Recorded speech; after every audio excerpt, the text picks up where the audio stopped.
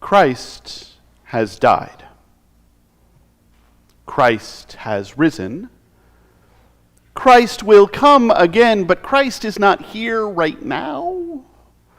So the disciples are gathered together in one place, and while the story doesn't say it, they have to be trying to figure out what's next. They spent years following this guy. They spent years learning this person's gospel. They spent years discovering the good news, seeing signs and wonders, and now that's done. That has ended. Their friend and teacher has ascended to heaven, and they have to figure out how to go on. No one would blame them if they didn't. No one would blame them if they said to themselves, we can just take his teachings back to our everyday lives. We can go back to being fishermen and laborers and tax collectors and whatever, but do it better. Do it more faithfully. And if somebody asks, we can tell them what we have seen. And maybe we will be brave enough every now and again that someone won't need to ask for us to tell them what we have seen. But the disciples have already decided not to take that route. Judas is gone, so they have elected someone to replace him among the 12. They're getting things ready. They are prepared.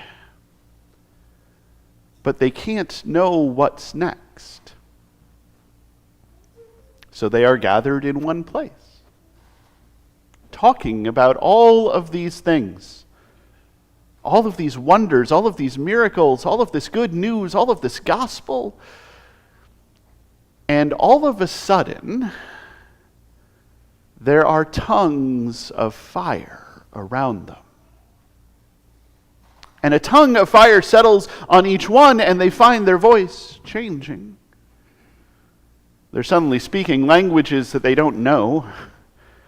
The same words. They have to know what they're saying.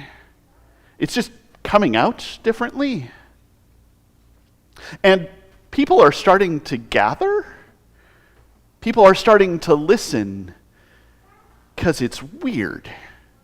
It's surprising. It's unusual. The crowds now aren't sure what's going on because they are hearing what these Galileans are saying. But each in their own language, and they're from all over the place. And there's something deeply strange happening here, deeply holy happening here, but still deeply strange happening here.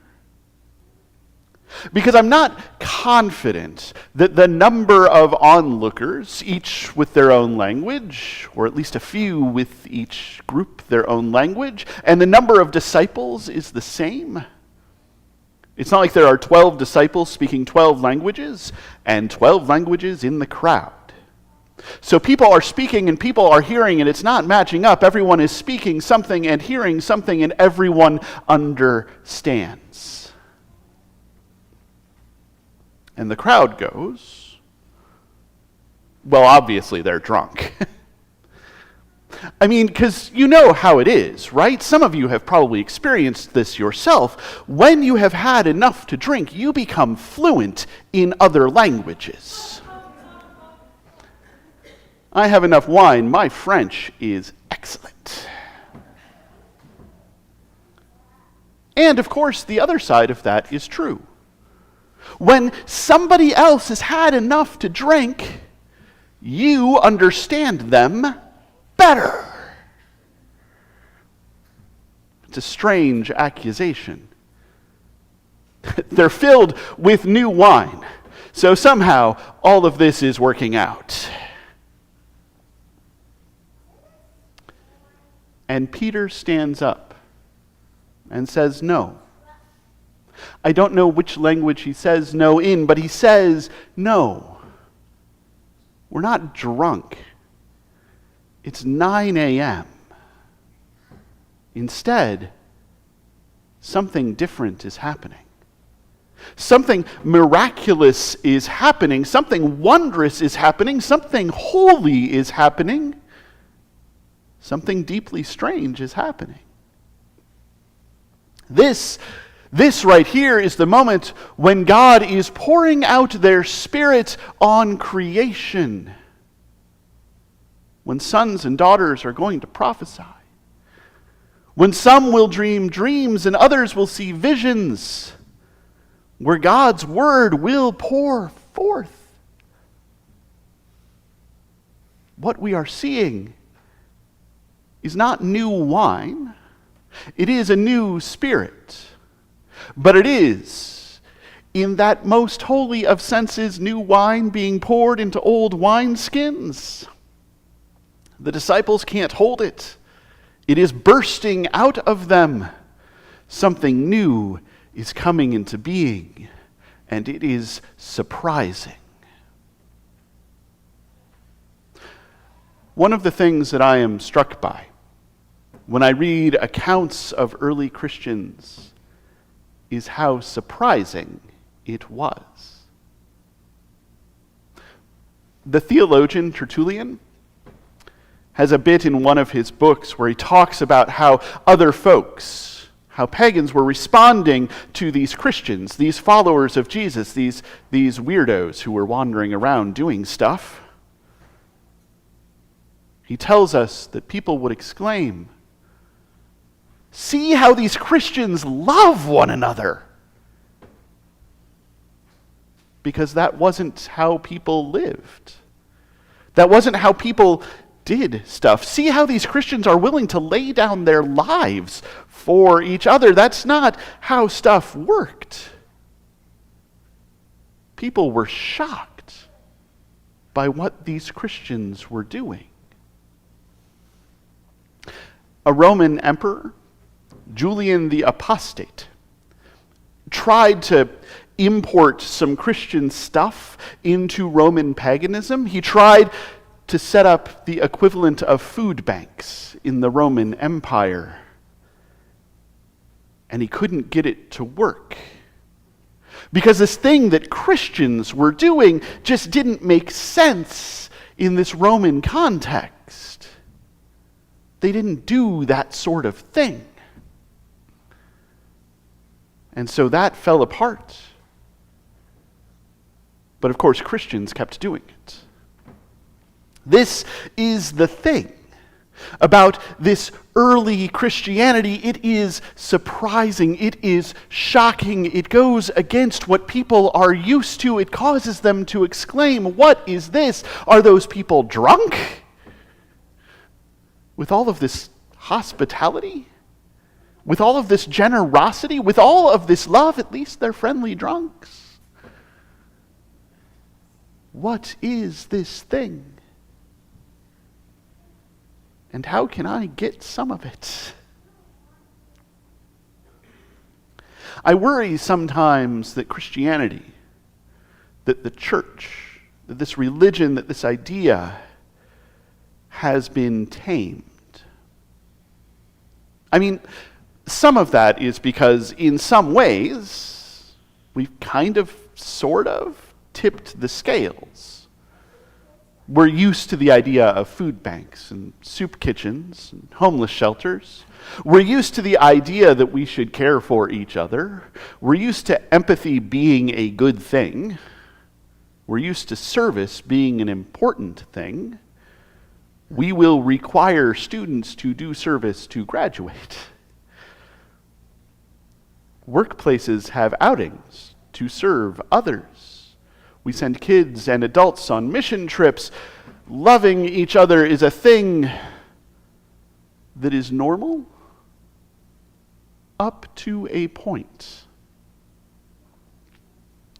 But I've told you before, and I'm sure I will tell you again, people don't really always expect it from churches. I mean, people know that we don't do it enough in the world. And people don't necessarily expect a church, a congregation, to do it in the way that we should do it, in the way that this book tells us to do it. People will expect a church to evangelize, a church to invite others to come to worship, a church to tell others about the dangers to their souls and what they must do. But people don't always expect a church to love. We've gotten into a weird place with this whole thing, where in the world there is just enough loving to feel like loving, but not so much that it disrupts anything. And there are so few places, so few communities that are urging some sort of revolution of love. We even expect the places and communities that should do that not to. Because, after all, we can go there on Sundays and then return to our lives and try to do it a little better. Try to be a little more caring. And if somebody asks us, tell them the story, and maybe sometimes be brave enough that they don't need to ask. I worry sometimes that this following of Christ has become tame, has become a dog who lies on the couch all day, has become a cat that you never see, has become something that is just around and fine and safe in its own little box where it won't bother anyone too much. But this story tells us that that cannot be true. That in this moment, in every moment, God is pouring out a Spirit on all of the world, on everyone. And that it is enough to make people see visions and dream dreams. It is enough to make people prophesy. It is enough to make people speak the good news to everyone. It is enough to shock the crowds. It is enough to surprise the onlookers. It is enough to surprise us ourselves. To put us in situations where suddenly we have to look around and go, am I drunk? How am I loving this much? How am I being loved this much? How am I ending up wrapped in love like a burrito? How am I abiding in love? Maybe just for a moment, maybe for longer. This is the moment when we are filled with a new spirit. New wine poured into old wineskins, when we should be bursting open with love. No matter where we are. No matter when we are. And it should be surprising. It should be shocking. It should be astonishing. Enough so that people say, see how these Christians love each other. Or better yet, surprising enough that people say, see how they love each other. See how Ralph loves other people. See how Denise loves other people. See how Sheila or Mary or Mariah or Jack love other people. And then have to say, have to ask that amazing question, that powerful question, that question that can change everything. What are you doing and why are you doing it? And give us the chance to say, let me tell you a story. Let me tell you a story about a God who is love, who came into the world as one of us among a dispossessed people in an occupied land, to parents who could not find a place to stay for the night, who lived a life we struggle to live, who loves a love we struggle to love. And we who lived under the powers of sin and death and everything that makes life less, responded in the worst possible way. But the God who is love, every time we do that, every time we do that, every time we do that, gets up again and looks us in our eyes, looks us in our hearts, looks us in our souls and says, I am not done with you yet. There is still further to go. Come with me into love. And if we do that, if we can see that vision, if we can dream that dream, if we can tell that story, if we can share that love, if we can live as though all of this were true, maybe, just maybe, just a chance, and if there's a chance, we should take it. We could fill the world with love, bit by bit and piece by piece, until God's reign of love blooms all around us, everywhere, and everyone is swept up in the Spirit. Everyone feels full of new wine. Everyone feels full of new hope. Everyone feels full of new love and new grace, and it is a new world.